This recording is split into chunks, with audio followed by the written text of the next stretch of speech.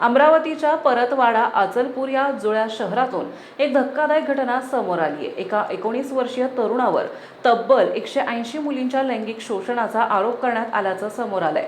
एवढेच नाही तर त्याने 350 हून अधिक अश्लील व्हिडिओ व्हायरल केले आहे। भाजप आमदार प्रवीण तायडे यांनी या प्रकरणी तक्रार दाखल केली असून पोलिसांनी पोक्सो आणि BNS 294 अंतर्गत गुन्हा नोंदवला आहे।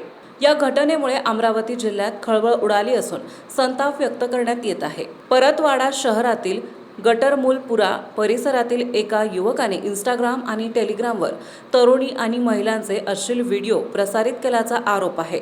आरोपीने अनेक तरुणींना प्रेमाच्या जाळ्यात ओढून त्यांच्यासोबत संबंध प्रस्थापित केले आणि त्याचं चित्रीकरण करून त्यांना ब्लॅकमेल केल्याचा गंभीर आरोप करण्यात येत आहे।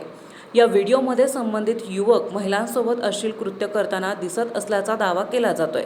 भाजपचे नेते अनिल बोंडे यांनी या प्रकरणात धक्कादायक दावा करत सुमारे 180 तरुणींचं लैंगिक शोषण झाल्याचा आरोप केला आहे। तसेच 350 हून अधिक व्हिडिओ व्हायरल झाल्याचंही त्यांनी म्हटलं आहे। गेल्या काही दिवसांपासून हे व्हिडिओ सोशल मीडियावर व्हायरल होत असताना पोलिसांनी तत्काळ कारवाई का केली नाही असा सवाल उपस्थित केला जात आहे।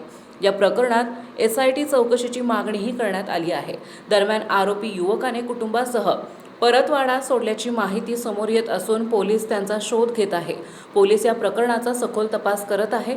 या व्हिडिओमुळे परतवाडा आणि अचलपूर परिसरात मोठी खळबळ उडाली असून नागरिकांमध्ये संतापाची लाट उसळली आहे।